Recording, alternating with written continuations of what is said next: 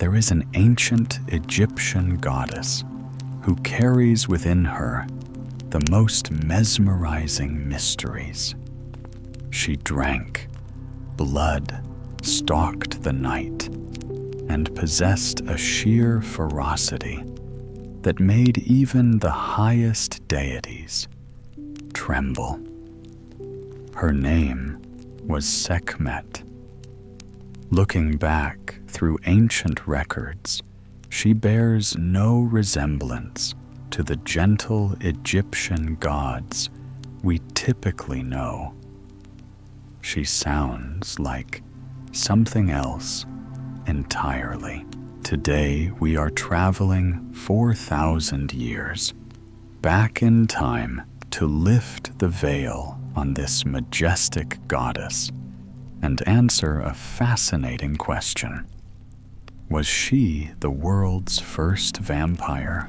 Welcome back, mystics, to Mysteries of Mythology. Today we are exploring one of ancient Egypt's most complex deities, a goddess whose mythology echoes through thousands of years of stories about creatures of the night. The parallels are striking: the bloodlust, the transformation, and the insatiable hunger that turns a protector into a predator. Close your eyes and picture Egypt in its golden age, with cities flourishing along the Nile and humanity thriving under the benevolent gaze of the gods. But then, according to the myth preserved in the Book of the Heavenly Cow, humanity began to rebel.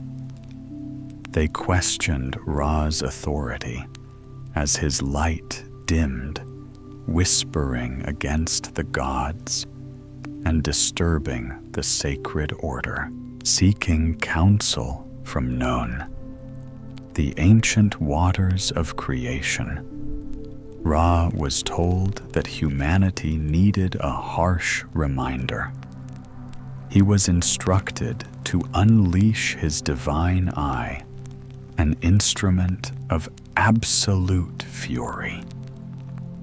From that fiery gaze, Sekhmet emerged, descending upon humanity as pure divine wrath.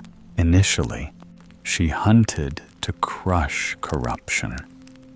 But what started as divine justice soon became an unstoppable massacre. She waded into humanity like a lioness into a herd of gazelles. The myth takes a tragic turn. She began to enjoy it. Her heart rejoiced in the taste of blood, and the punishment morphed into an uncontrolled addiction. Desperate to stop a goddess drunk on human blood, the gods devised a brilliant solution. They flooded the fields with 7,000 jars of beer mixed with red ochre and pomegranate juice to look exactly like blood. Thinking she had found an endless supply, Sekhmet drank until the alcohol put her to sleep. When she awoke, the destroyer was gone. She had transformed into Hathor, the gentle goddess of love and joy. Her name stems from the word Sekhem, meaning power, might, and force with the T, making it feminine.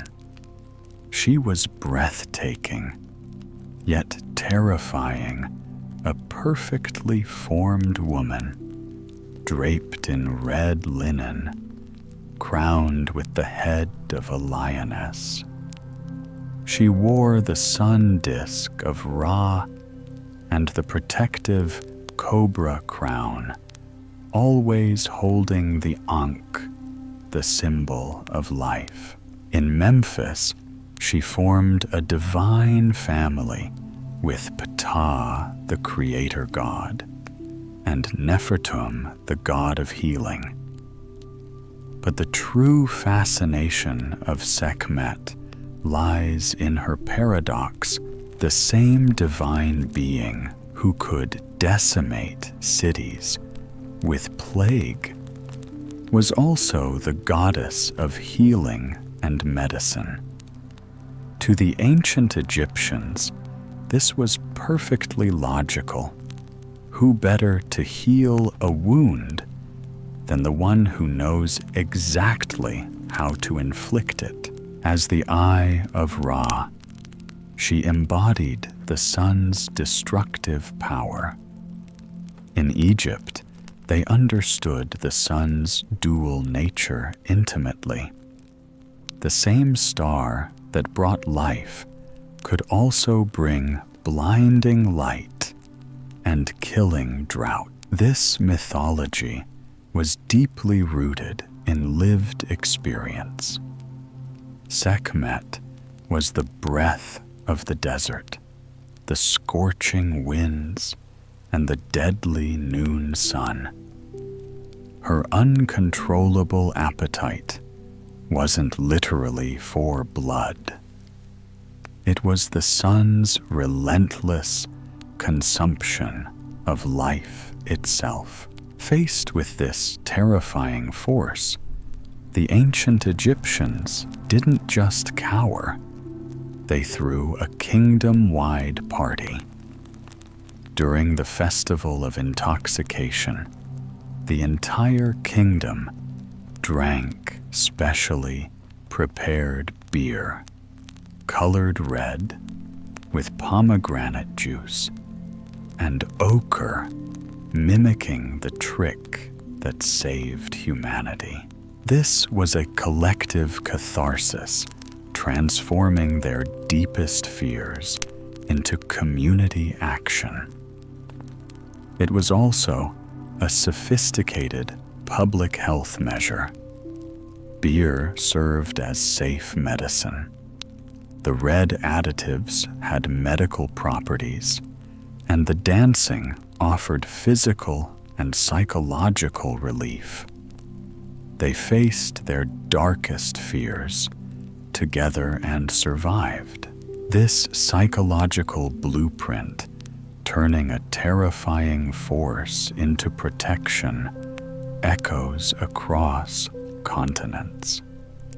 In India, the dark goddess Kali drinks the blood of demons, acting as both destroyer and protector. In Celtic mythology, the Morrigan appears as both a beautiful woman and a raven drinking the blood of warriors. We seem to deeply need these powerful figures to embody our fears. These stories planted the seeds for vampire mythology, the blood consumption, the transformation, and the supernatural power. But was Sekhmet the first vampire? The simple answer is no. While vampires are destroyed by sunlight, Sekhmet was the destructive sunlight. She was a creature of the sun, not the darkness. She was something far more primal, a warning of what happens when the force that should protect us begins to consume us. Sekhmet teaches us a profoundly gentle lesson. She is a reminder that we have a choice in how we face the things that terrify us. Think about your own life for a moment. What is your Sekhmet? What force feels so overwhelming that you'd rather hide from it than face it? Maybe it's a creative dream or a relationship that scares you.